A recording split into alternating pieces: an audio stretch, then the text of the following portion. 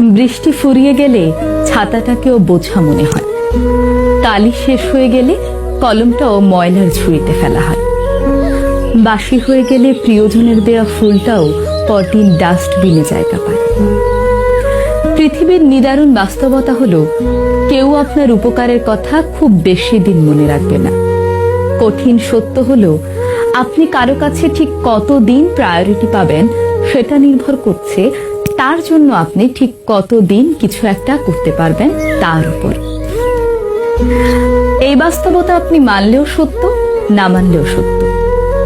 যে খবরের কাগজের দাম আজ সকালে 10 টাকা, একদিন পরে সেই একই খবরের কাগজের 1 কেজির দাম হয় 10 টাকা। একাডেমিক লাইফের শুরুতে আপনি 1000 টাকা খরচ করে যে বইগুলো কিনে আনেন, বছর শেষে সেই বইগুলোই আপনি কেজি দরে বিক্রি করে দেন।